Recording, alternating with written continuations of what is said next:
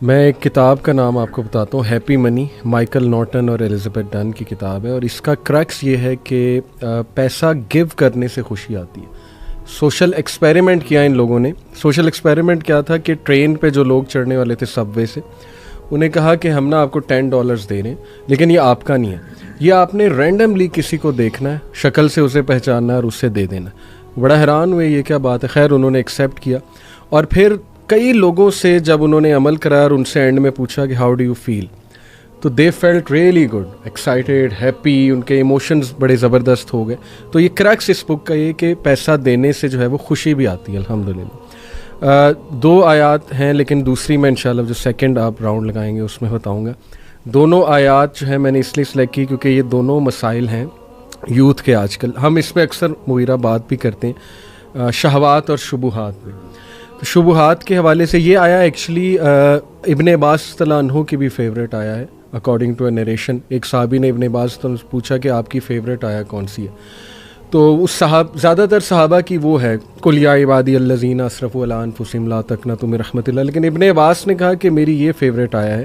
وہ صحابی بڑا حیران ہوئے کہ اس میں تو کیا ایسا مطلب ہے یہ موضوع ایسا کہ آپ کا فیوریٹ ہے؟ انہوں نے کہا اس میں ہوپ ہے،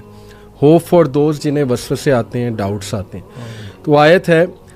ورس 260، وَإِذْ قَالَ إِبْرَاهِيمُ رَبِّ أَرِنِي كَيْفَ تُحْيِي الْمَوْتَى قَالَ أَوَلَمْ تُؤْمِنْ قَالَ بَلَىٰ وَلَكِنْ لِيَطْمَئِنَّ قَلْبِي۔ یہ آیت کی ٹرانسلیشن میں آپ کو بتاتا ہوں۔ And remember when Ibrahim said my lord show me how you give life to the dead, Allah responded do you not blue,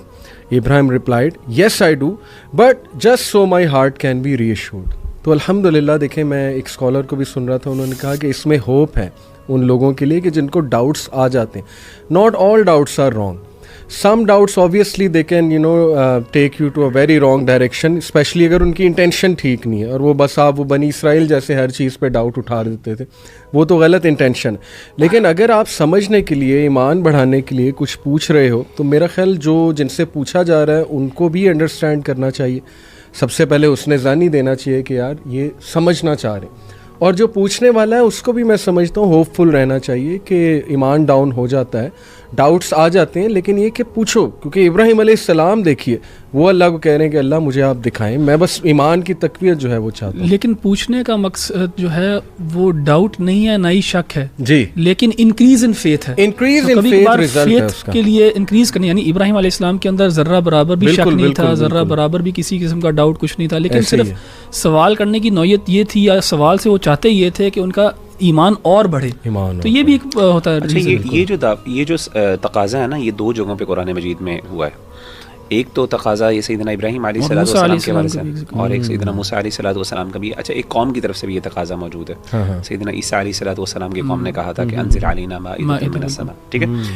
تو اصل میں ان سب آیات کا اگر آپ کانٹیکسٹ دیکھیں نا، اور یہاں پہ جو آیات ہیں اس کے اندر اللہ نے سب سے پہلے قال اولم تؤمن، کیا تم ایمان نہیں لائے؟ اسی طریقے سے جو حواریوں نے جب یہ سیدنا عیسیٰ علیہ السلام سے پوچھا تھا، تو وہاں پہ سیدنا عیسیٰ علیہ السلام نے کہا کہ تم اللہ سے ڈرو، تم کس طرح کا تقاضا کر کے تم اللہ پہ ایمان نہیں لاتے؟ دونوں نے جواب یہ دیا کہ ہم اپنے دل کا اطمینان چاہتے ہیں، اور دونوں کو جواب ملا اللہ کی طرف سے۔ اس سے پتہ یہ چلا کہ اللہ تعالیٰ سے ایسے ایکسپیرینسز کا تقاضا کرنا جو کہ اگینسٹ دا نیچرل لاز ہیں، یہ پسندیدہ نہیں ہے،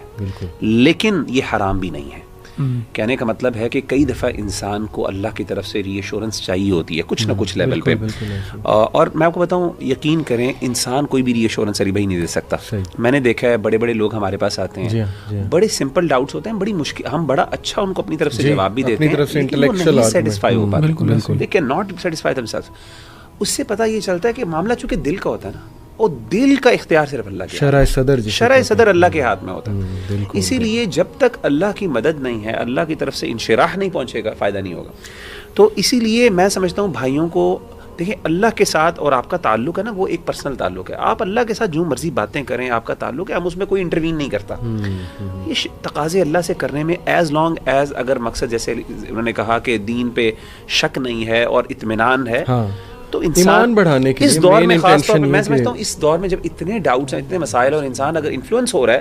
اللہ سے دعا مانگے اللہ مجھے دکھا. میں نے خود اپنے لیے کئی جگہ ایسے واقعات ہوئے میں نے اللہ سے دعا کی اور میرے ساتھ ایسے ایسے واقعات ایکسپیرینشیل جیسے کہتے ہیں نا اللہ کی ایگزسٹنس کے لیے ایک ایکسپیرینشیل ایویڈنس بھی ہوتا ہے آپ کا کچھ ایکسپیرینسز ہوتے ہیں اللہ سے ایسے ایکسپیرینسز مانگنے لیکن وہ راز میں رہنے چاہیے وہ راز کے ہوتے ہیں اور وہ دلیل نہیں بنتے دوسروں کے لیے بل وہ ایک لمبا ٹاپک ہے بڑا یہ دعا بھی ہے نا اللہم ارنا الحق حقا وارزقنا اتباعہ ماشاءاللہ یہ بھی بہت زبردست.